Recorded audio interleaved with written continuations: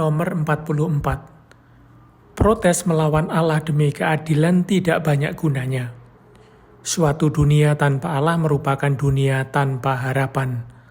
Hanya Allah dapat menciptakan keadilan, dan iman memberi kita kepastian bahwa Ia pasti melaksanakannya.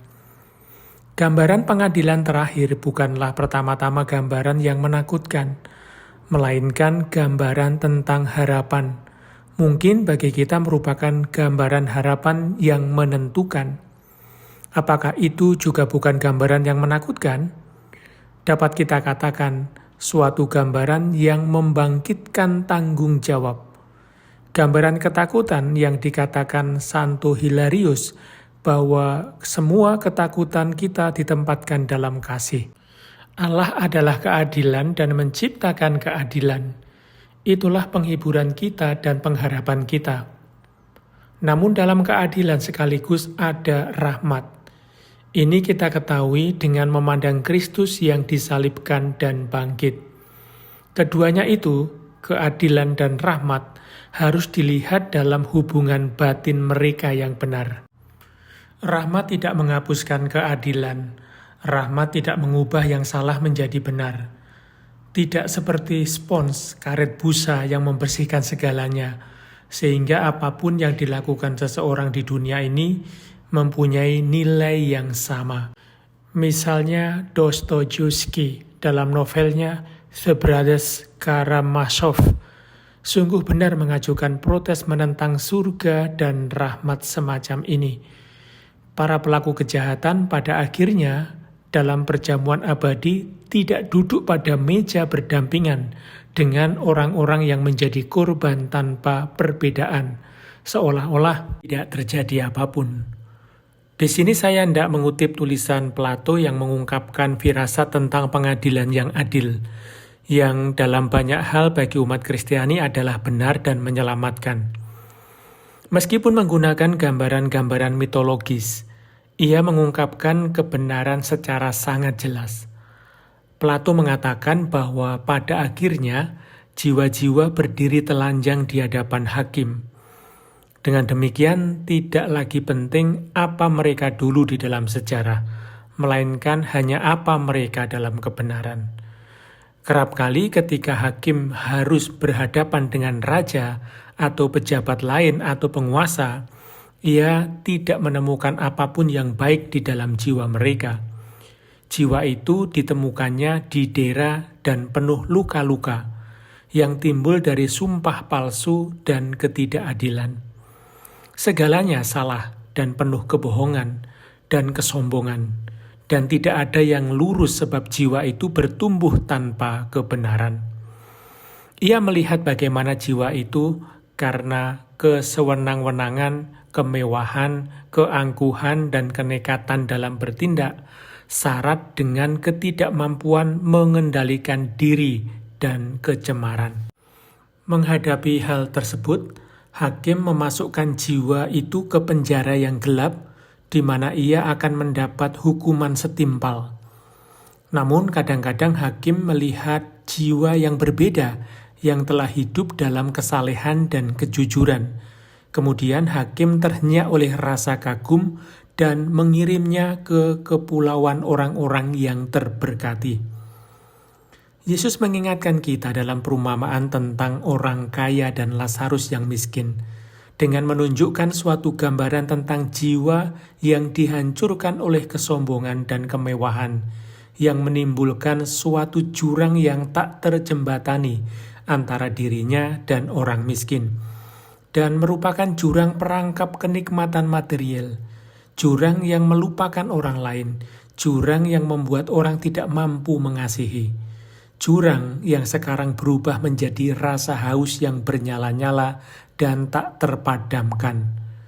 Kita harus menegaskan bahwa Yesus dalam perumpamaan ini tidak berbicara mengenai tujuan akhir manusia sesudah pengadilan terakhir, melainkan mengenai suatu pandangan yang antara lain terdapat dalam Yudaisme awal dan suatu keadaan peralihan antara kematian dan kebangkitan di mana pengadilan terakhir masih belum diputuskan. Nomor 45. Gambaran awal Yahudi tentang keadaan peralihan mencakup suatu pandangan bahwa jiwa-jiwa bukan hanya berada di suatu penahanan sementara, tetapi sudah mengalami hukuman seperti digambarkan dalam perumpamaan tentang orang kaya, atau sebaliknya sudah menerima bentuk-bentuk kebahagiaan sementara. Dan akhirnya juga ada pendapat bahwa keadaan ini mencakup pemurnian dan penyembuhan yang membuat jiwa-jiwa tiba saatnya memasuki persekutuan dengan Allah. Gereja perdana mengambil pemikiran-pemikiran ini, dan dari situlah secara bertahap di gereja barat berkembang ajaran tentang api pencucian.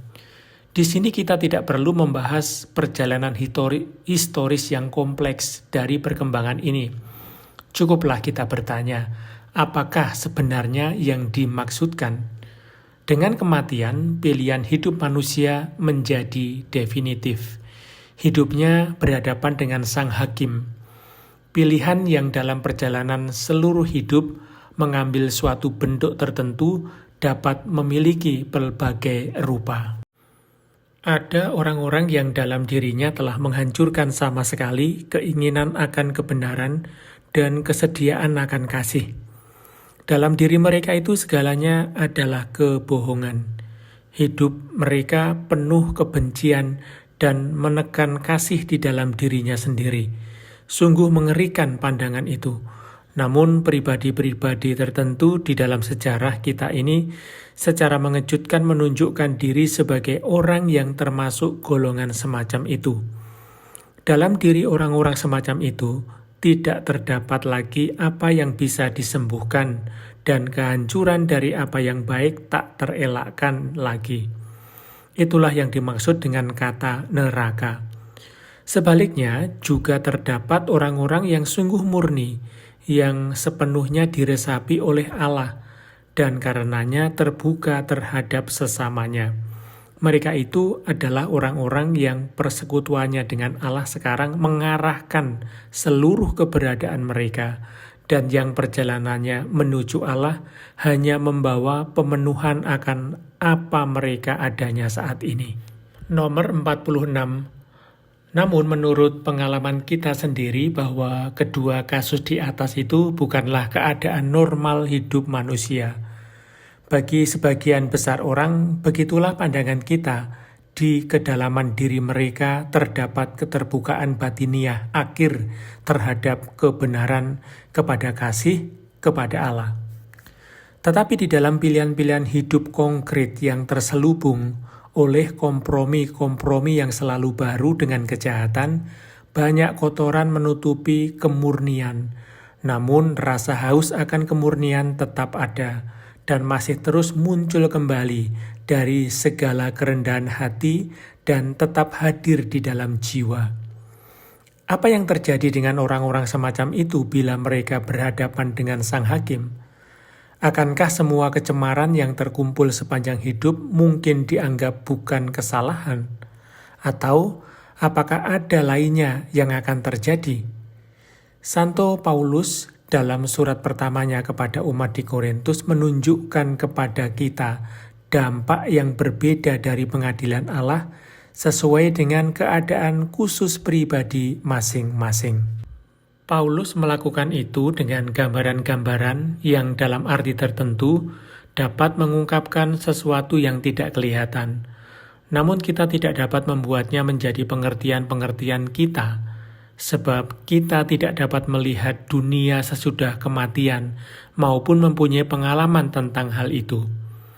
Paulus mengatakan bahwa pertama-tama kehidupan Kristiani dibangun di atas suatu landasan yang sama, Yesus Kristus. Landasan ini tetap bertahan selamanya. Apabila kita kokoh berdiri di atas landasan ini dan membangun hidup kita di atasnya, maka kita tahu bahwa dalam kematian pun landasan ini tidak dapat diambil dari kita. Kemudian Paulus melanjutkan, entahkah orang membangun di atas dasar ini dengan emas, perak, batu permata, kayu, rumput kering, atau jerami. Sekali kelak pekerjaan masing-masing orang akan nampak, karena hari Tuhan akan menyatakannya. sebab ia akan nampak dengan api dan bagaimana pekerjaan masing-masing orang akan diuji oleh api itu. Jika pekerjaan yang dibangun seseorang tahan uji, ia akan mendapat upah. Jika pekerjaannya terbakar, ia akan menderita kerugian. Tetapi ia sendiri akan diselamatkan, tetapi seperti dali dalam api. Dalam teks ini bagaimanapun jelaslah bahwa penyelamatan manusia dapat mengambil pelbagai bentuk. Apa yang sudah dibangun dapat terbakar lagi. Agar diselamatkan, orang harus melewati api, sehingga akhirnya mampu menjadi milik Allah dan mengambil tempat di meja perjamuan perkawinan abadi.